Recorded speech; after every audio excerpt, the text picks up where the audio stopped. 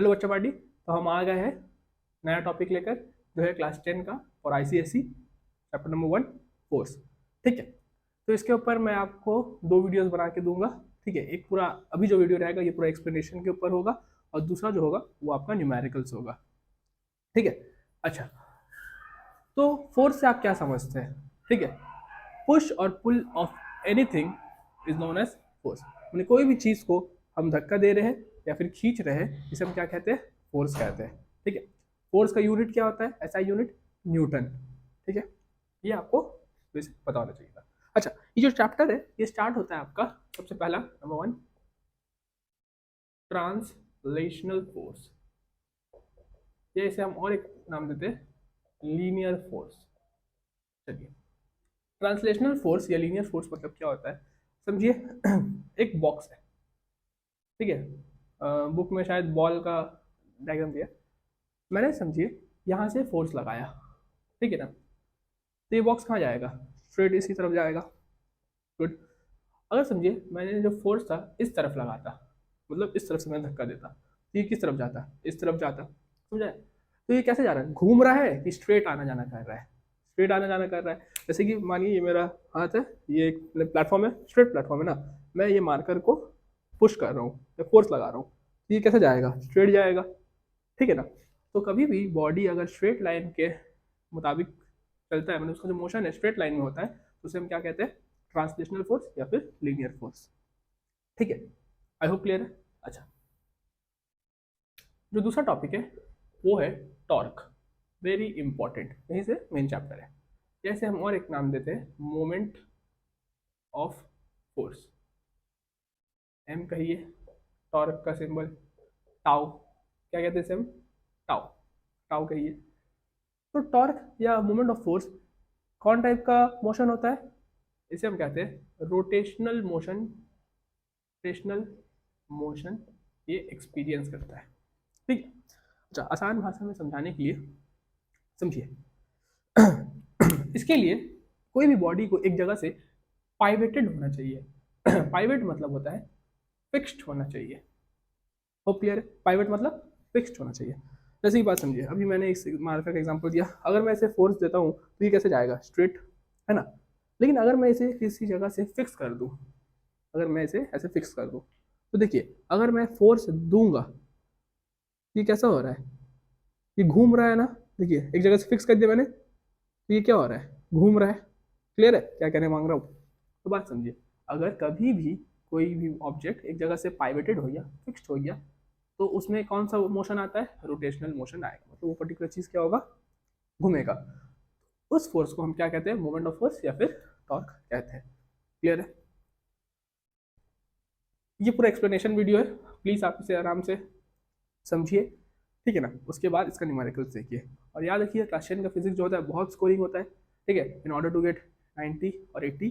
ठीक है, और फिजिक्स, केमिस्ट्री और बायो तीनों ही मैं कराऊंगा। अगर आप तीनों देख रहे हैं तो बहुत अच्छा है। ठीक है, आपको बहुत हेल्प मिलने वाला है। अच्छा, तो बात समझिए, टॉर्क जो होता है इसका जो फॉर्मूला होता है ये दो चीज़ के ऊपर डिपेंड करता है। देखिए कभी भी मैं बच्चों को नहीं कहता कि लर्न करो, मैं हमेशा कहता हूँ कि समझो, कंसेप्ट समझो। तो टॉर्क जो होता है दो चीज़ के ऊपर डिपेंड करता है। कौन दो चीज़? देखिए, एक होता है फोर्स, मैंने जितना फोर्स हम दे रहे हैं into perpendicular distance from pivoted point. इसका मतलब क्या हो गया? टॉर्क जो है दो तरीका से दो फैक्टर है इसका, मत समझिए। मैंने ये पर्टिकुलर चीज़ है, मैंने इसे फिक्स कर दिया। ठीक है, एक जगह से फिक्स कर दिया। अब बात समझिए, मैं समझिए 10 न्यूटन का फोर्स दे रहा हूँ, मान के चलिए। अच्छा, अभी इसका डिस्टेंस क्या है? ज़्यादा है, तो यहाँ पर ही मुझे कम फोर्स लगेगा। मतलब जितना परपेंडिकुलर डिस्टेंस, परपेंडिकुलर डिस्टेंस मतलब क्या हो गया?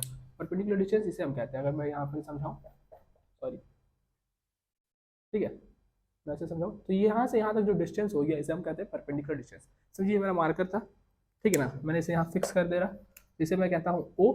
जहाँ मैं फोर्स दूंगा, समझिए मैं इधर फोर्स दे रहा हूँ, तो इसे मैं कहता हूँ पी। इसे कहते हैं point of application of force, मतलब कहाँ मैं फोर्स डाल रहा हूँ। तो चलिए इसके अकॉर्डिंगली मैंने यहाँ से फिक्स कर दिया। अब मुझे फोर्स कम लगेगा कि ज़्यादा लगेगा, आप भी हो सके तो अपने पेन को लेके ऐसा एक्सपीरियंस करिए। देखिए मुझे फोर्स अभी क्या लग रहा है, कम लग रहा है, ठीक है। अच्छा, सिमिलरली क्या है कि अगर मैं point of application of force यहाँ डालूँ, चलिए इसे मैं पी डैश कहता हूँ, तो देखिए मुझे जो है ज़्यादा फोर्स घूमेगा, क्यों नहीं घूमेगा, लेकिन फोर्स मेरा क्या हो रहा है, ज़्यादा हो रहा है। और सिमिलरली मैं इसे यहाँ से भी घुमा सकता हूँ, यहाँ फोर्स देके देखिए, लेकिन मेरा जो फोर्स है वो क्या हो रहा है, ज़्यादा लग रहा है। प्लीज़ ये चीज़ आप खुद ट्राई करिए, ठीक है। तो आपने हमेशा गेट लॉक किया होगा या फिर ओपन किया होगा, ठीक है। तो बात समझिए, गेट का जो आपका लॉक होता है वो हमेशा एज में क्यों रहता है, ठीक है। वो तो हिंज से कनेक्टेड रहता है, वो हिंज जो हो गया वो आपका पाइवेटेड पॉइंट हो गया, ठीक है। तो वो तो कहीं भी हम डाल सकते हैं, लेकिन वो हमेशा एंड में क्यों रहता है, रीज़न ये हो गया कि जितना दूरी रहेगा उतना क्या होगा, फोर्स कम लगेगा। देखिए मशीन क्यों बनाया जाता है, मशीन इसलिए बनाया जाता है ताकि हमारा काम क्या हो सके, आसान हो सके, ठीक है। अगर अब उसमें भी हम ज़्यादा फोर्स दे रहे हैं तो कोई फ़ायदा है नहीं। तो मशीन इसलिए बनाया जाता है ताकि हमारा काम ज़्यादा से ज़्यादा आसान हो सके। तो जितना दूरी रहेगा उतना आपका वेरी गुड फोर्स कम लगेगा, ठीक है। तो आई होप क्लियर है। चलिए, अच्छा इसका फॉर्मूला क्या हो जाता है, एम इज इक्वल टू या tau is equal to F into O P, ठीक है। ओपी का मतलब क्या हो गया, दिस डिस्टेंस, ठीक है। सबसे ज़्यादा फोर्स कहाँ लगेगा, यहाँ, अगर पॉइंट यहाँ होता पी डबल डैश। सबसे कम कहाँ लगेगा, यहाँ। होप क्लियर है। इसका एक कंसेप्ट याद रखिए, जितना परपेंडिकुलर डिस्टेंस ज़्यादा होगा उतना फोर्स कम लगेगा, ठीक है। चलिए इसका कुछ हम लोग एप्लीकेशन देखते हैं। आई होप क्लियर है ये पोर्शन, ठीक है। तो इसका डेफिनेशन आएगा, अच्छा हाँ, ये जो टाउ है M is equal to F into O P आ रहा था, इसका आपका आएगा एसआई यूनिट। तो एसआई यूनिट बहुत ईजी होता है, ठीक है। बस आपको क्या करना है, फोर्स का क्या होता है, न्यूटन। ये क्या था, ओपी मतलब डिस्टेंस था ना, तो डिस्टेंस का क्या होता है, मीटर। एम का क्या हो गया, न्यूटन मीटर। ये इसका क्या हो गया, एसआई यूनिट, ठीक है। अच्छा ये बहुत आता है, 1 newton metre is equals to कितना, 9 सेंटीमीटर। तो इसे याद रखिए 10⁻⁷, क्योंकि 1 newton is equal to 10⁵ dyne होता है, ठीक है। और 1 metre is equal to 10⁻² centimetre होता है। तो basis are same, powers will get added. तो होप क्लियर है आपको ये के साथ है, ये बहुत इंपॉर्टेंट है, आता ही आता है, ठीक है। आप इसे नोट डाउन कर लीजिए, ठीक है। चलिए आराम से समझिए मेरा लेक्चर, फिर न्यूमेरिकल्स आराम से देखिएगा। और न्यूमेरिकल जब करिएगा प्लीज़ कॉपी पेन लेके बैठिए, इसे भी कॉपी पेन लेके बैठिएगा तो बहुत बेहतर होगा। चलिए कुछ एग्जाम्पल देखते हैं। अच्छा सबसे पहले आपने तो स्क्रू ड्राइवर देखा ही होगा, ठीक है।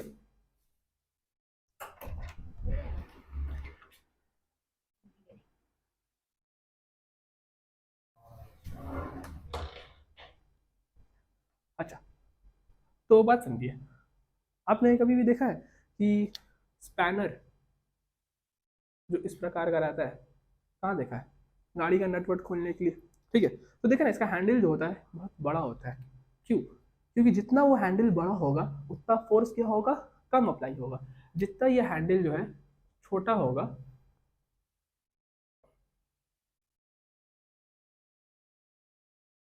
ठीक है, जितना हैंडल छोटा होगा उतना फोर्स क्या होगा, ज़्यादा अप्लाई होगा। सबसे इजी एग्जांपल मैं आपको देता हूँ, पेंसिल तो आपने शार्पन किया ही होगा, ठीक है। तो जितना पेंसिल लंबा होता है उतना शार्पन करने में क्या होता है, आसानी होती है, क्योंकि परपेंडिकुलर डिस्टेंस क्या होता है, ज़्यादा होता है, फोर्स क्या होता है, कम लगता है। लेकिन जैसे जैसे वो पेंसिल छोटा हो जाता है तो ऐसा नहीं होता है कि पकड़ने में मुश्किल होती है, नहीं, उसका परपेंडिकुलर डिस्टेंस क्या होता है, छोटा हो जाता है, जिसकी वजह से हमारा फोर्स क्या होता है, ज़्यादा लगता है। समझ आ रहा है क्या मैं कह रहा हूँ, तो बस यही आपका सारा का जितना भी आपका एग्जाम्पल होगा, जो मैंने अभी डोर वाला दिया या स्पैनर वाला दिया या पेंसिल वाला दिया, बुक में और भी बहुत सारे हैं, ठीक है। तो ये सारे का एग्जाम्पल याद रखिएगा बच्चा पार्टी, कि हमेशा एक ही आंसर होगा। एक मिनट, ये खुल गया है, लार्जर द परपेंडिकुलर, लिख लीजिए, ये हमेशा गिव रीजन में आएगा, larger the perpendicular distance less is the force applied and vice versa. Vice versa मतलब उल्टा, ठीक है। मतलब अगर परपेंडिकुलर डिस्टेंस कम होगा तो फोर्स ज़्यादा होगा। आई होप क्लियर है, जितना भी आपका ये ऑब्जेक्टिव है या गिव रीजन आए, आपका सारा का आंसर यही होगा, बिकॉज लिख के आपको ये लिखना होगा। क्लियर है? तो प्लीज इसे लिख लीजिए, आपको बहुत हेल्प होगा।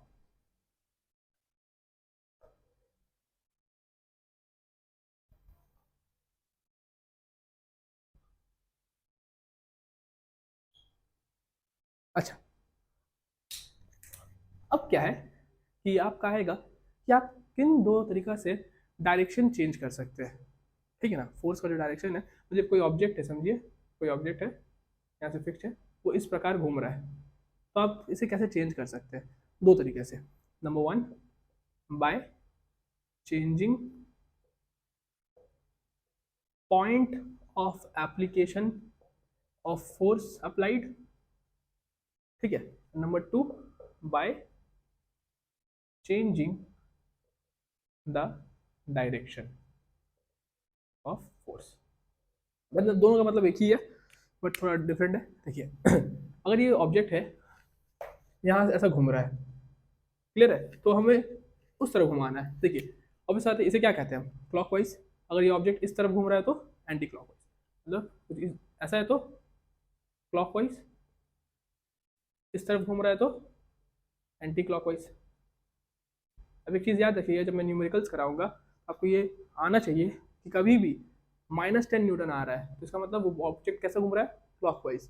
अगर प्लस आ रहा है तो वो कैसे घूम रहा है, एंटी क्लॉकवाइज। क्लियर है ना? मैंने फोर्स कितना अप्लाई हो रहा है, 10 न्यूटन, लेकिन -10 न्यूटन आएगा तो वो क्लॉकवाइज घूम रहा है, प्लस आएगा तो वो कैसे घूम रहा है, एंटी क्लॉकवाइज। बच्चे अक्सर ये गलती करते हैं कि क्लॉकवाइज में प्लस लेते हैं, एंटी क्लॉकवाइज में माइनस लेते हैं, ये आप मत करिएगा। ठीक है, तो जो भी है, coming back to the topic, ये इस तरीके से घूम रहा है, मुझे इसे एंटी क्लॉकवाइज घुमाना है, तो मैं कैसे कर सकता हूँ? Point of application of force, मतलब यहाँ मैंने दिया था पहले, point of application of force मैं बदल दूंगा, तो देखिए इस तरफ घूम रहा है। दूसरा, by changing the direction of force, मैंने फोर्स उस टाइम किस तरफ दिया था, इस तरफ, अब मैं इस तरफ दूंगा, तो डायरेक्शन ऑफ फोर्स क्या हो जाएगा आपका, चेंज हो जाएगा। होप क्लियर है क्या मैं कहना चाह रहा हूँ? ठीक है, तो ये दो तरीका से हम डायरेक्शन चेंज कर सकते हैं।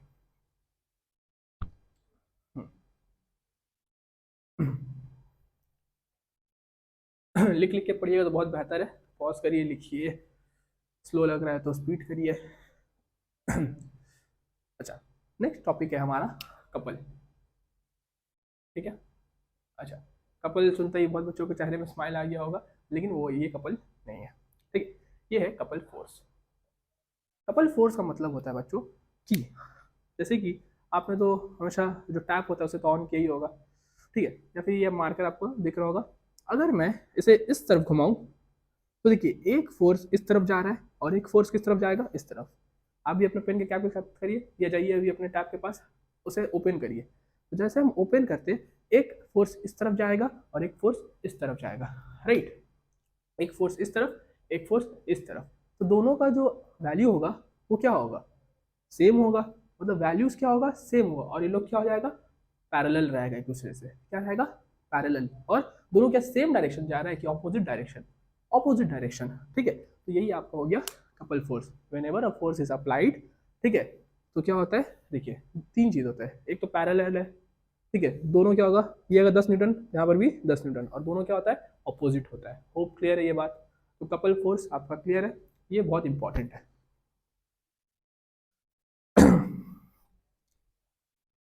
मैं इतना डेफिनेशन लिखा के नहीं पढ़ रहा हूँ, ठीक है, ये तो आपको बुक में बेहतर मिल जाएगा। ठीक है, मैं आपको बस एक अंडरस्टैंडिंग दे रहा हूँ कि ये चैप्टर बेसिकली है क्या। ठीक है ना, तो आप जल्दी से अपना कवर कर सकते हैं सिलेबस। डेफिनेशन वेफिनेशन आपको बुक्स में मिल जाएगा। मैं जो हूँ लाइन से पढ़ा रहा हूँ, अपना बुक्स देखिए, कोई डाउट हो तो कमेंट बताइए कि ये टॉपिक छूट गया सर, प्लीज़ इसे कवर करिए। हाँ, तो अब हम स्टार्ट करने जा रहे हैं कपल के बाद, जो कि है आपका इक्विलिब्रियम।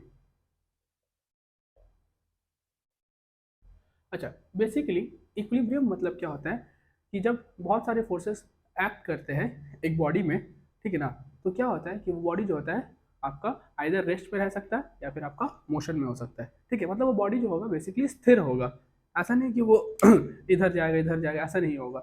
बॉडी बॉडी क्या होगा, बेसिकली आपका स्थिर होगा। ठीक है, तो इक्विलिब्रियम जो होता है वो बेसिकली दो काइंड्स के होते हैं। एक होता है हमारा स्टैटिक इक्विलिब्रियम, और दूसरा होता है हमारा डायनेमिक इक्विलिब्रियम। तो चलिए इसे बहुत आसान शब्दों में समझते हैं। अच्छा देखिए, जैसे कि एक ये फ्लोर है, यहाँ एक बक्सा रख दिया जाए, बॉक्स, ठीक है, आप जो है यहाँ से फोर्स लगा रहे हैं, ठीक है, यहाँ पे और आपका जो फ्रेंड है यहाँ से फोर्स लगा रहा है, ठीक है, आप भी 10 न्यूटन का फोर्स लगा रहे हैं और आपका फ्रेंड भी 10 न्यूटन का फोर्स लगा रहा है। क्लियर है? तो ये बॉक्स क्या मूव करेगा? नहीं। क्यों नहीं करेगा? देखिए, जैसे कि एग्जांपल, अपने पेन को अगेन उठा लीजिए। अब जैसे कि ये पेन है, देखिए मैं यहाँ से फोर्स दे रहा हूँ तो इस तरफ जा रहा है, इधर से दे रहा हूँ तो इस तरफ जा रहा है, लेकिन अगर दोनों तरफ से मैं इक्वल फोर्स दूँ तो ये पेन क्या कुछ हो रहा है ना, इस तरफ जा रहा है ना इस तरफ जा रहा है, तो वो किस में रहा? वो रेस्ट में रहा, राइट? ठीक है, और वो कौन सा पोजिशन अटेंड कर लिया? उसे हम कहते हैं इक्विलिब्रियम। तो जब बॉडी रेस्ट में रहेगा,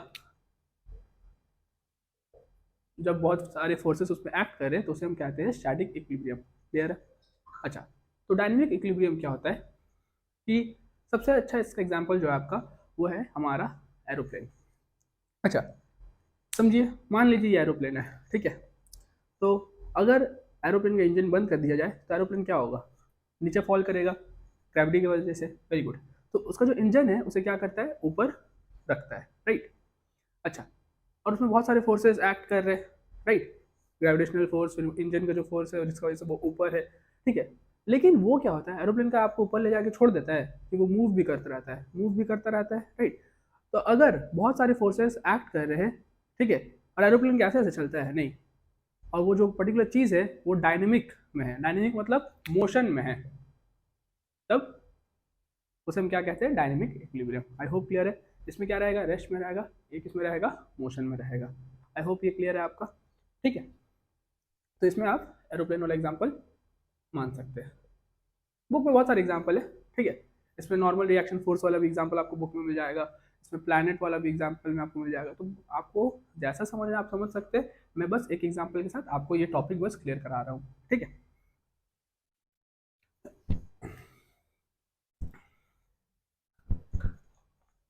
अच्छा, हमारा जो नेक्स्ट टॉपिक है वो है प्रिंसिपल ऑफ मोमेंट। तो प्रिंसिपल ऑफ मोमेंट क्या है? अच्छा, इससे पहले सॉरी, मैं और एक बात बता दूं इक्विलिब्रियम के बारे में।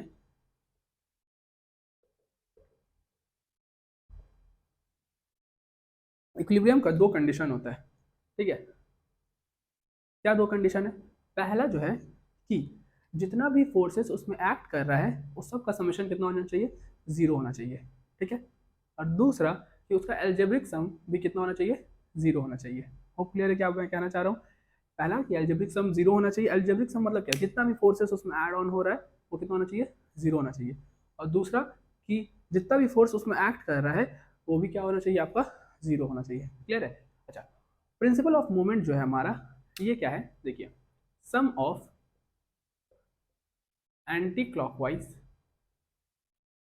Is equal to sum of clockwise. मतलब आगे मैंने बता दिया था आपको एंटी क्लॉकवाइज और क्लॉकवाइज, इसके बाद मैं न्यूमेरिकल्स वाला जो पार्ट लाऊंगा उसमें आपका क्लियर होगा। समझिए, ये एक मार्कर है, अच्छा ये एक बॉडी है, अगर मैं उसे इधर फोर्स दूंगा, मैंने समझ लीजिए ये मार्कर है, यहाँ से मैंने पकड़ लिया, इस तरफ अगर मैं फोर्स दूंगा तो ये किस तरफ घूमेगा? ये इस तरफ घूमेगा, विच इज एंटी क्लॉकवाइज, ठीक है ना? अगर मैं फोर्स इस तरफ दूंगा, ठीक है, तो मार्कर किस तरफ घूम रहा है?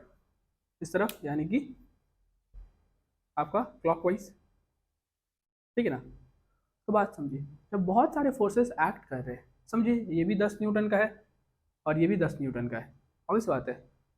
प्रिंसिपल ऑफ मूवमेंट ये कहना चाहता है कि इक्विलिब्रियम बनाने के लिए या बैलेंस मेंटेन करने के लिए समझिए यहाँ पर भी 10 न्यूटन, यहाँ से भी 10 न्यूटन, अगर दोनों तरफ से 10 न्यूटन दिया जाएगा तो ये बॉडी देखिए किसमें है?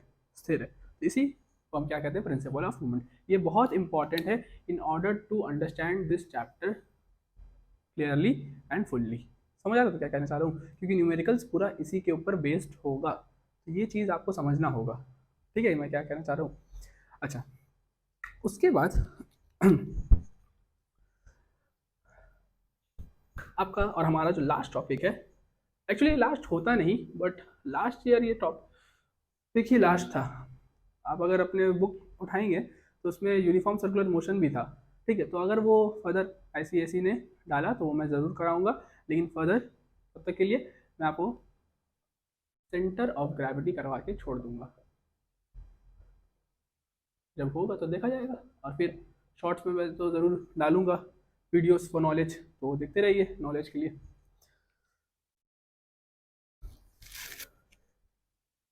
अच्छा, तो सेंटर ऑफ ग्रेविटी क्या होता है, जैसे कि बात समझिए, ये कोई भी बॉडी है, ज़रूरी नहीं है सर्कल हो, कोई भी बॉडी हो, ठीक है ना। तो अगर ये समझे मार्कर, अगेन मेरे पास कुछ है नहीं आपको दिखाने के लिए, ठीक है, तो मार्कर ही है। अगर ये पर्टिकुलर चीज़ है, अगर मैं इसे छोड़ूँ तो ये किस तरफ से गिरेगा, सीधा, ठीक है। अगर मैं इसे ऐसा भी छोड़ूंगा, आप प्लीज़ ये जो मैं कर रहा हूँ ये आप अपने पेन के साथ भी करिए, ठीक है। अगर मैं इसे ऐसा भी छोड़ूंगा तो देखिएगा आप जब ये ग्राउंड में गिरेगा तब भी ये ऐसे फॉल करेगा। क्लियर है क्या मैं कहना चाह रहा हूँ। अगर आप ऐसा भी गिराइएगा तब भी ये कैसे फॉल करेगा, सीधा ही फॉल करेगा, यानी कि ऐसे ही फॉल करेगा। यानी कि सेंटर ऑफ ग्रेविटी देखिए, मतलब ये यहाँ से भी गिर सकता है, यहाँ से भी गिर सकता है, यहाँ से भी गिर सकता है, यहाँ से भी गिर सकता है, सब जगह से गिर सकता है, ठीक है। लेकिन उसका जो मेन चीज़ होता है वो क्या होता है, सेंटर में होता है, यानी कि this thing, this is the main.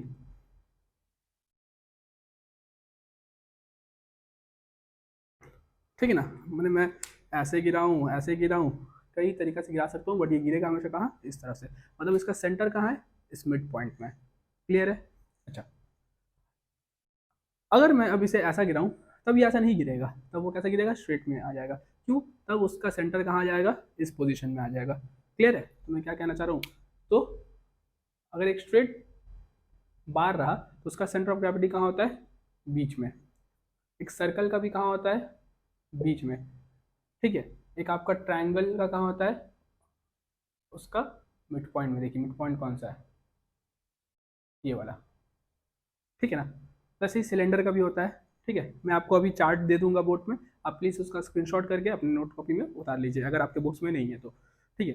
अच्छा, तो एक रिंग देखा आपने, तो वो क्या होता है, एक रिंग जो होता है, देखिए ज़रूरी नहीं है कि ये क्या हो गया, सॉलिड, सॉलिड स्फीयर, तो इसका क्या होगा, समझिए पूरा भरा हुआ है, ठीक है ना, जैसे एक मेटल का बॉल, तो इसका सेंटर ऑफ ग्रेविटी कहाँ होगा, बीच में। लेकिन एक रिंग जो होता है, एक रिंग कैसा होता है, हॉलो होता है ना, मैंने बीच से खोखला होता है, तो उसका भी सेंटर ऑफ ग्रेविटी कहाँ होगा, बीच में। एग्जाम में अगर पूछा जाए कि क्या सेंटर ऑफ ग्रेविटी आपका बॉडी के आउटसाइड फॉल कर सकता है, तो आंसर क्या होगा, यस। और एग्जाम्पल क्या होगा, हॉलो रिंग। आई होप आपका सेंटर ऑफ ग्रेविटी भी क्लियर है। इसमें कुछ ज़्यादा नहीं पढ़ना, बस इसका डेफिनेशन और इसका कुछ दिया जाएगा, सर्कल का कहाँ होता है, रॉड का कहाँ होता है, ये आपको लर्न करने दिया जाएगा, ठीक है। तो मैं आपको वीडियो के एंड में आप प्लीज़ देख लीजिए, आप हो सके तो इसका स्क्रीनशॉट ले लीजिएगा तो बहुत बेहतर है, ठीक है। चलिए आई थिंक हो गया, ठीक है। तो इसके साथ हम ये वीडियो अब खत्म करते हैं, और इसके बाद प्लीज़ आप इसका न्यूमेरिकल सीरीज देख लीजिएगा। Thank you.